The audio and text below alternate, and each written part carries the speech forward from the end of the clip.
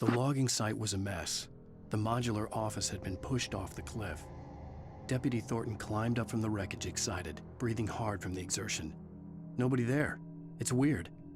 Don't you think that's weird? Bored, Mulligan let out a mighty snort. Hell, it's always weird, Thornton. Just a question of sorting out what kind of weird it is this time around.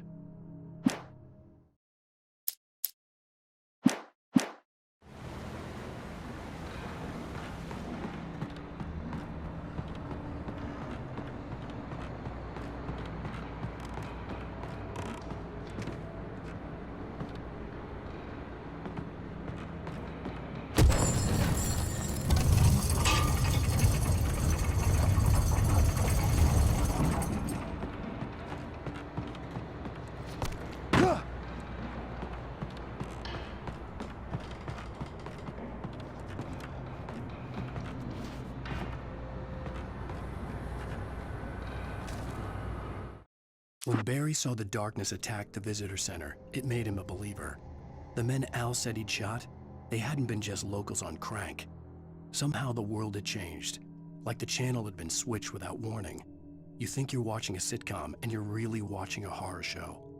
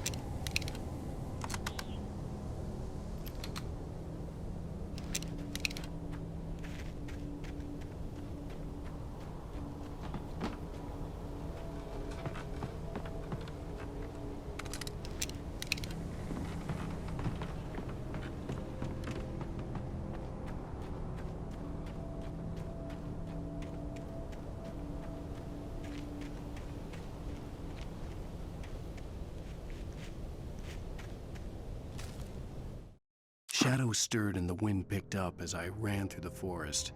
I felt the dark presence turning its gaze toward me. Then the moonlight was blotted out by dark shadows that raced violently across the ground, moving too swiftly.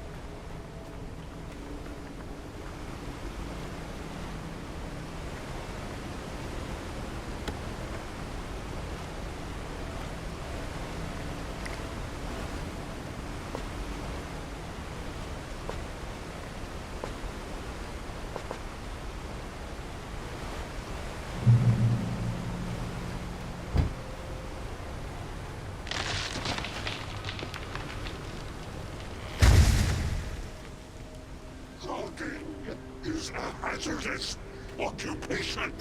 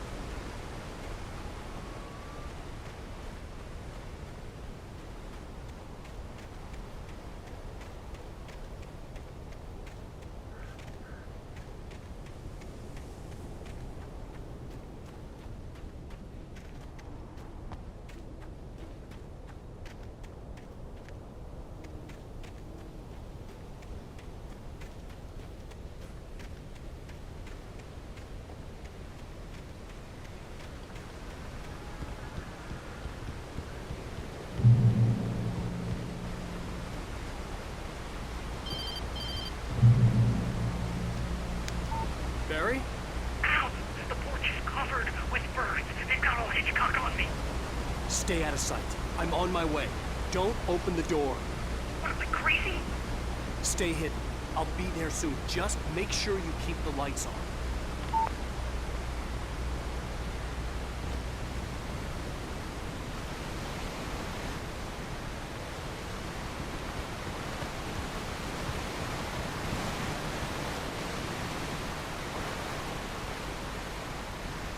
I still had to reach Barry at the cabin, but at least I was out of the woods.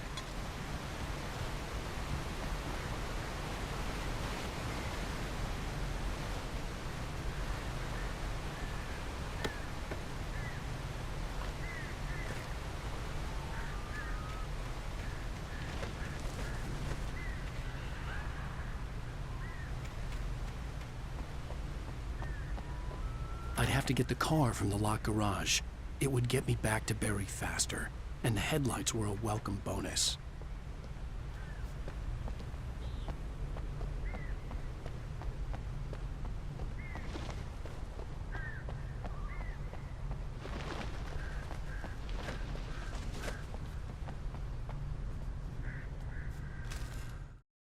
The FBI agent's command froze me in place.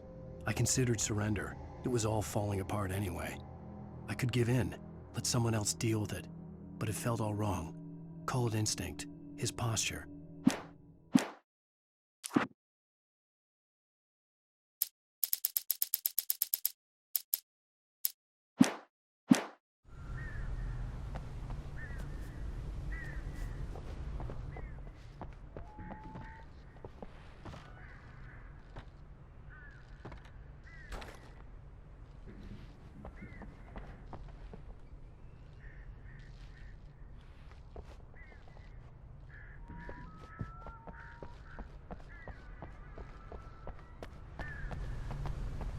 I had to find the key to the garage.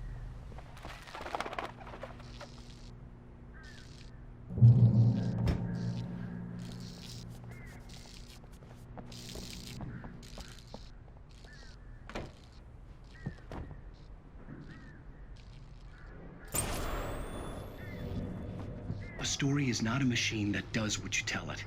A story is a beast with a life of its own. You can create it, shape it, but as the story grows, it starts wanting things of its own. Change one thing and you set off a chain reaction of events that spreads through the whole thing. The characters have to be true to themselves. The events need to follow a logic that fits the story. A single flaw and the magic is gone. The story dies. Alice dies.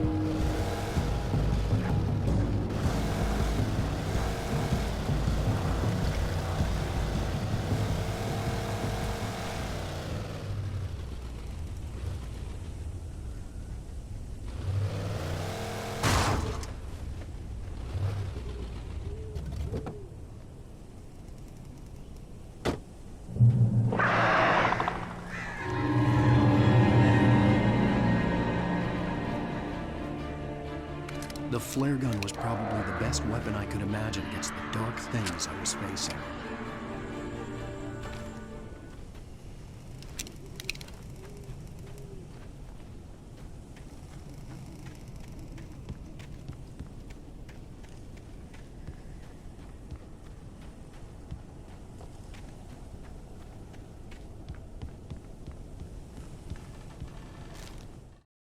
Rose knew that Rusty was in love with her, and she liked him too. She liked him a lot. He taught her to dance, and life had certainly taught her the value of a man who was gentle. He treated her well, made her smile, made her feel good. But Rusty wasn't the prince of her dreams, and that tended to underline the unbearable truth. She was no closer to that Hollywood magic than he was.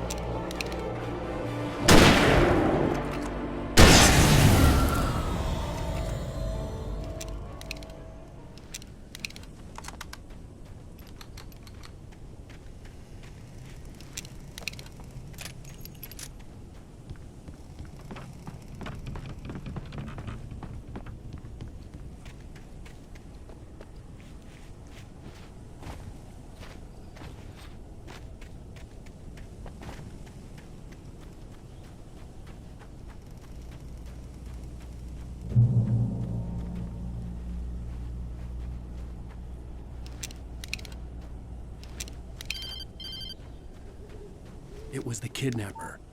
You son of a bitch! Where's my wife? Enough horseplay, Wake. You deliver the manuscript, and you can have your woman back. Simple as that. I don't... Listen. I'm gonna need time to finish it. I still need to write the ending. I need... a week. It's not done. I need a week. 2 days. The old Bright Falls coal mine is nearby. You can find it easy, city boy. The main building, there at noon. You bring the manuscript, you'll get your wife. Not, well, get me? Yes, I get you.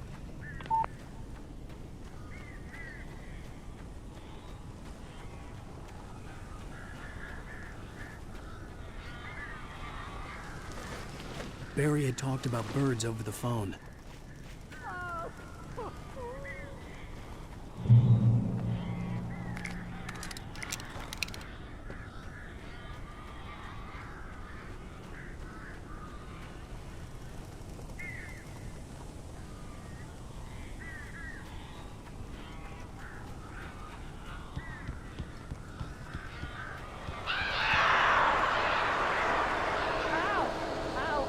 So glad you're here. A couple of them got in here before it walked the chimney. This isn't normal. These birds are weird.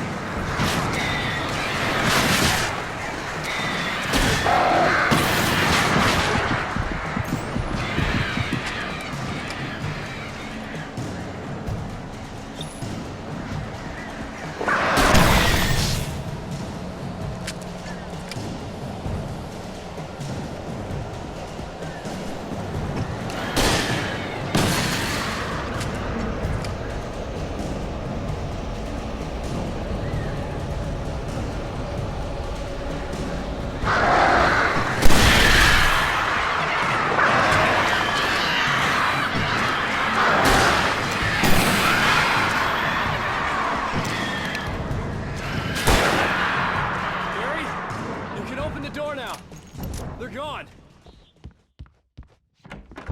Hey, Al. I'm sorry for thinking you were having a psychotic episode, man. I sent Barry to the town to ask around about a man fitting the kidnapper's description. He'd go through the archives of the local paper. Perhaps he could learn something. Anything about the island and the cabin that had disappeared. The man wanted a manuscript. I had to try to write him one to get Alice back.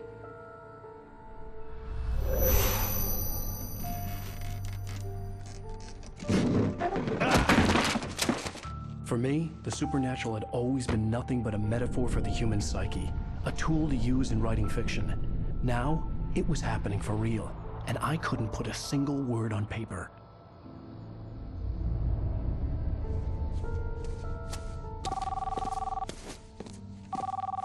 Barry Wheeler speaking. This is Rose. Rose? I found Mr. Wake's pages. Oh, you sweet, brilliant girl. Could you and Mr. Wake come get them? I live in the trailer park outside the town. We'll be there in less than an hour. Bye now. See you soon. Have a great day. Hope you come back soon. Welcome to the Oh Dear Diner. Good girl.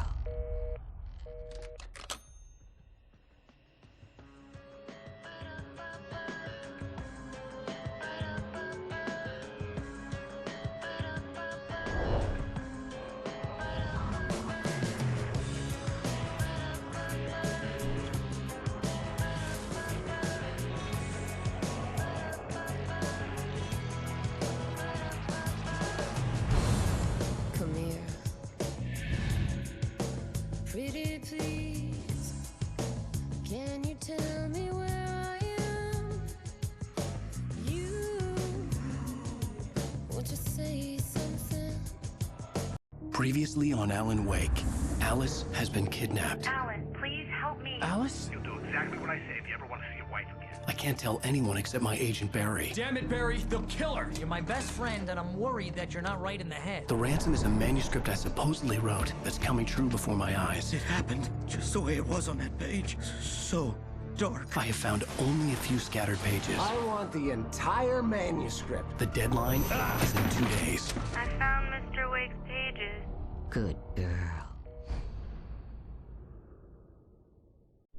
How the hell did she get her hands on the manuscript anyway? I don't know. She's resourceful. I told you were too hard on her. Listen, I found out all sorts of interesting stuff while I was digging around. Yeah. Mr. Wake, it's Sheriff Breaker. We have an FBI agent here, Agent Nightingale. FBI? He's anxious to see you. You'd better come to the station. Okay, I'll be right over, Sheriff. Let's make this quick, huh? Help you folks? Name's Randolph. I'm the manager. We're looking for Rose. Works as a waitress down at the diner. Rose, sure. Nice girl. Who wants to know? I'm Alan Wake. The writer, huh? I heard on the radio you were visiting. Well, I'll show you her trailer. That Rose, she's a nice girl. Always pays her rent on time. As I was saying, Al, I found all sorts of weird stuff from the local newspaper's archives. This place is crazy. Disappearances, mysterious deaths, urban legends come true, and get this, most of this stuff takes place around Cauldron Lake. Well, you ain't wrong, mister. The Indians thought the lake was a doorway to the underworld. I'm the God-fearing type myself. I don't hold with that sort of thing. Yeah, okay. Anyway, there was an island there owned by a guy called Thomas Zane. Now, some of the articles I found about him make him out to be a famous writer, but I ran a bunch of searches, couldn't find a single thing he wrote. Zane was heavily into diving, so much so that the place came to be called Diver's Isle. But the volcano under the lake erupted in 1970, and Zane went down with the island.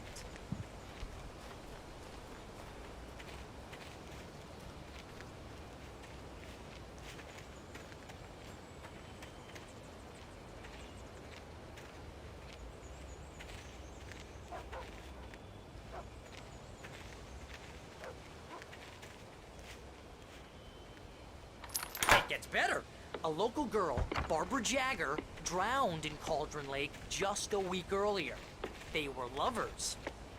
Sure, Jagger's a local spook story. The Scratching Hag. Comes for you in the dark. Childish stuff like that. Anyway, Al, I'm just getting to the best part. All of the articles about this stuff were written by Cynthia Weaver. I asked around, and she's that crazy bag lady you met. What, the lamp lady?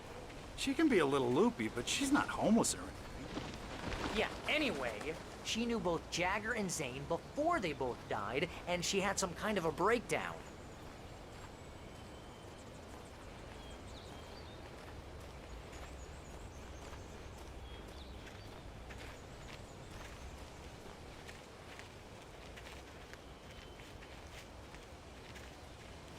Well, mister, this here's Rose's trailer. You mind me asking what you want with her? We're just here to talk to her, pal.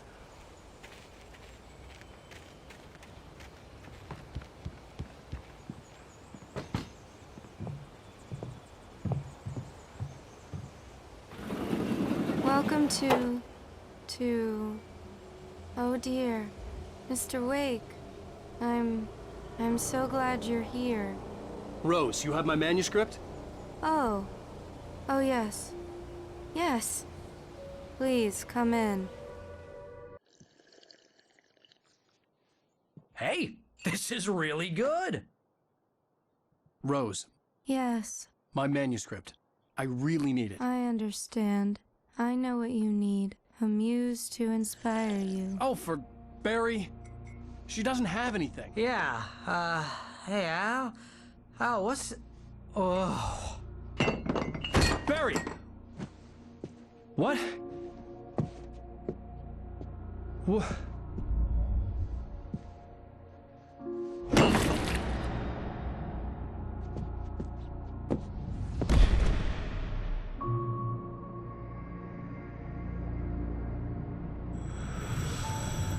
It's coming for you, hiding in my barber's skin. I'm too weak to stop it. You must turn the lights on. I promised I'd come visit you and your lovely wife. You must finish what you started. I insist. You must turn the lights on. Turn the light on. Back to work, boy.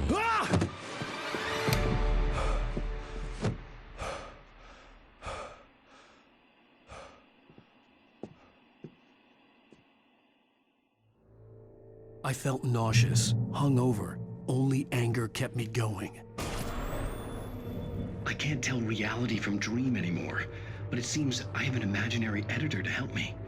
She's an old woman in a funeral dress. I call her Barbara Jagger. She's very strict. I'm writing faster and faster. My manuscript is being heavily revised. The edits are getting very aggressive, and each day there's less of me and more of her. I hate it, but I know she's right.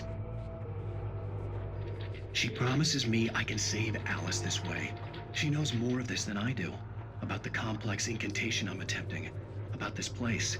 She's worked with another writer under similar circumstances, Thomas Zane. The genre of the story seems to be shifting. It's turning into a horror story. I'm getting close. I can feel it.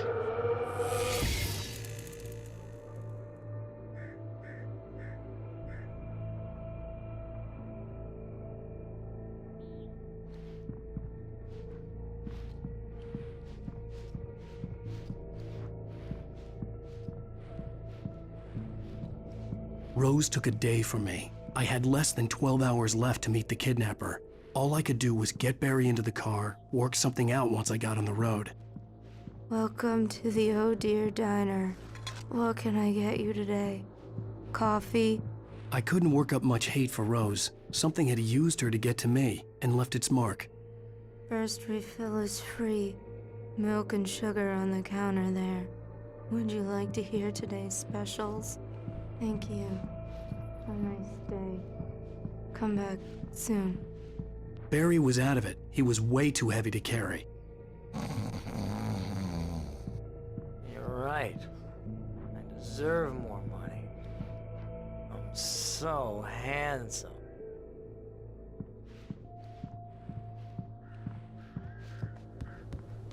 My gun and flashlight were gone.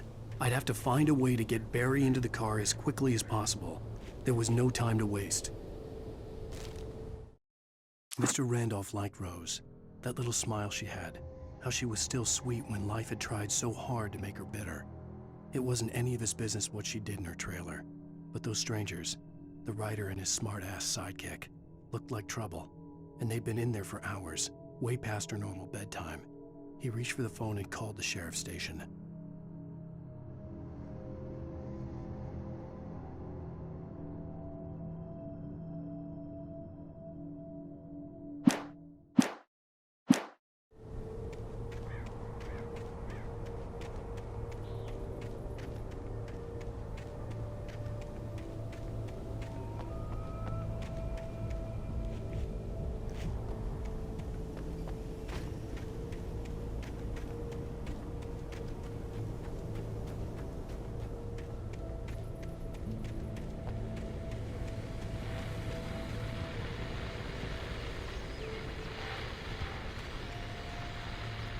I just stepped outside to catch a breath of fresh air, and let me tell you, the weather's getting heavy. Nights like this make me especially glad I'm here talking to you and not home in bed. Once the weather takes a turn like this, I can't sleep at all. It's all tangled bed sheets and dark thoughts, punctuated by the occasional plunge into nightmare. Is it just me? Well, perhaps it is. But I hope I can make the night a little bit easier to get through. Caller, you're on KBF FM. Hey, hi, it's Walt Snyder. What's on your mind, Walt? Well, I ain't the way you are, but, well, I can't sleep either, you know? I just been staring out the window here, trying to make sense of it all, but, I ain't been drinking either, you know? I just... Well, you sound like a man with a problem, Walt. I had a, argument with Danny, and, then I got in trouble with the law, and, I'm just, well... I heard something like that, Walt. Yeah, well, Danny's my best friend, and, they let me on bail today, and now I'm just alone here at the window, waiting. Man, and there's something in the air tonight, man. I was just outside looking up at the sky above our broadcast tower thinking the same thing. What are you waiting for, Walt? I don't know. Something's gonna happen. I think I better go. Well, Walt, maybe... No, thanks, Pat. Well, good luck to you, Walt. Hang in there. Let's take a little break, folks. This weather's really something else, huh? How can I be sure that you will walk away? Why do you love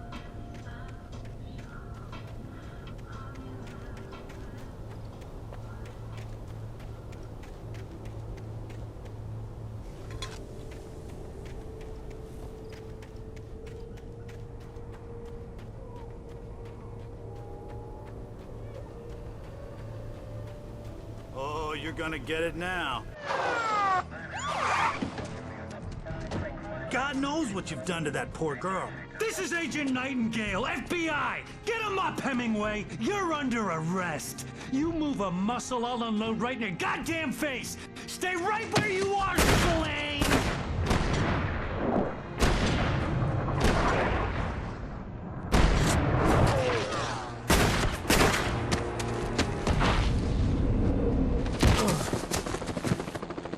What are?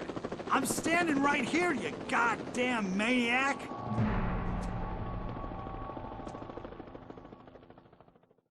I hated to leave Barry behind, but there was no way I'd miss my appointment with the kidnapper. Get up, Mr. Wake! Come on! Take it easy on it! Get away! Move it! Move it! Move it!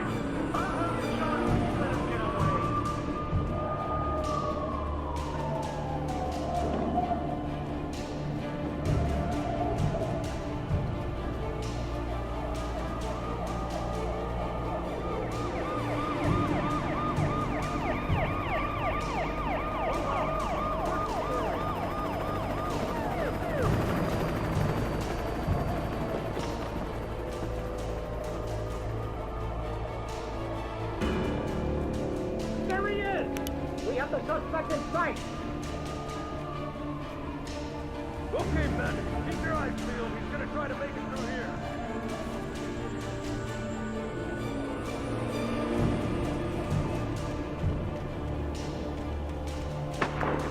Oh, damn.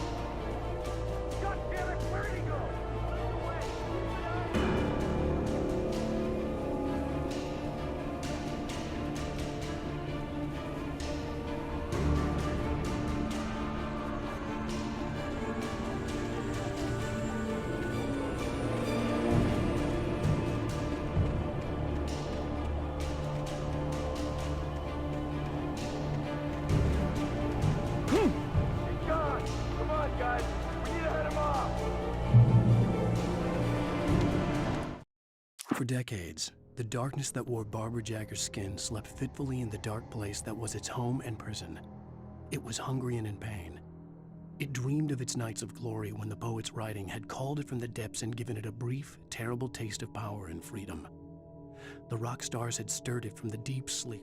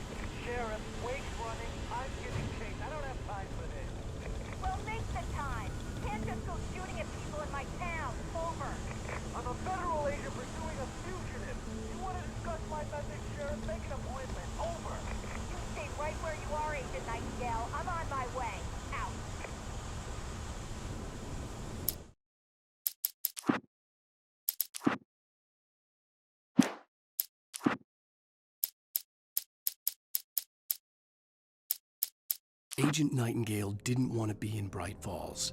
These little communities revolted him, and he didn't like the trees or the coffee. He now knew that impossible. The FBI agent's command froze me in place. I considered surrender. It was all falling apart anyway. I could give in.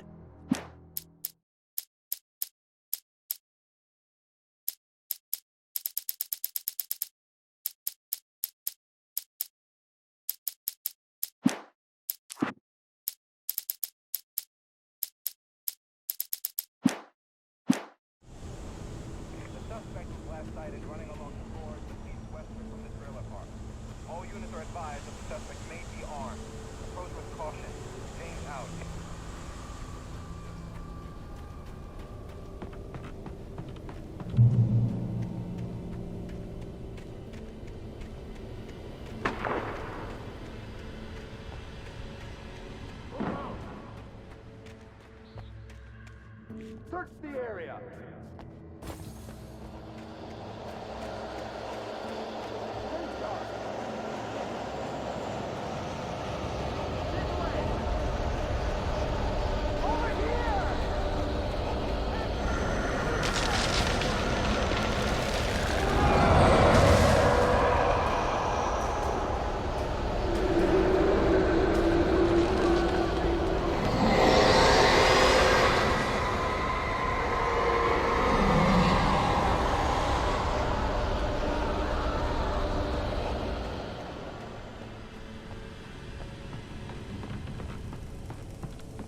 This horror was everywhere I went, circling me.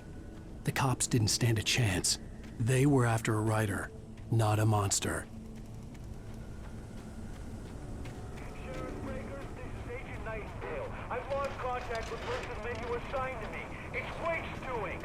Wait, are you serious? seriously telling me that geek writer just took out my deputies? Are you kidding? I mean, have you seen this guy? He wears a tweed jacket. Over. He's the guy we're chasing. If it's not him, who then? Bigfoot? Over. I don't know yet, but I'm not in the habit of jumping to conclusions. That tends to come back and bite you in the ass. Out.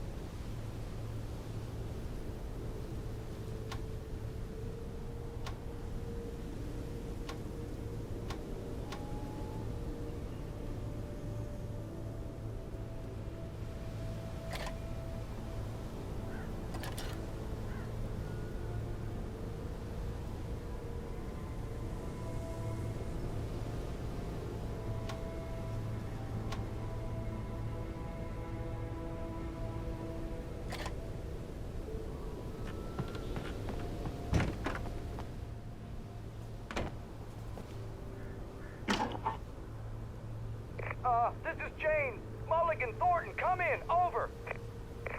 Thornton here. Jane, we got both Wheeler and Rose in custody. They didn't put up a fight or anything. Why, they were... Hey, what are you... Come on! Sit down and give me that. Jane, Mulligan here. Over. Go ahead, Mulligan. Over. We got Wheeler and Rose here. Wheeler's drunk or hopped up on something. Speaking of which, that Fed had a pretty distinctive whiff of Otis Scotch about him, if you know what I mean. Over. I don't have anything on that, Deputy Mulligan. Over. Well, whatever. Anyway, Rose is just being plain weird here. You better get Doc in to take a look at both. Over. Gotcha. You better get them here quickly. The, Fed's gonna want to interview Wheeler. Over. Oh, yeah, I bet it does. Looks like they have a lot in common. Mulligan out.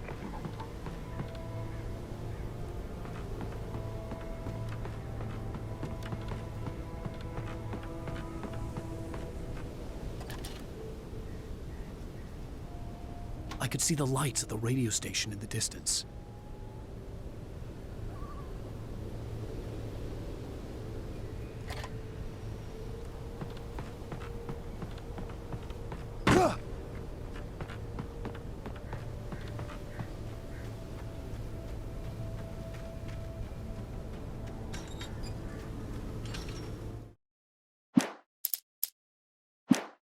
I imagined that the broadcast tower in the distance was part of the local radio station. Maine seemed like a decent guy. Perhaps he could give me directions to the coal mine.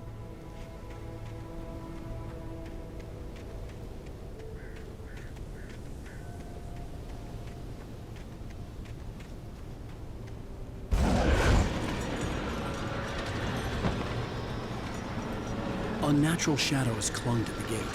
The darkness that was after me was trying to stop me. I wouldn't get through without light.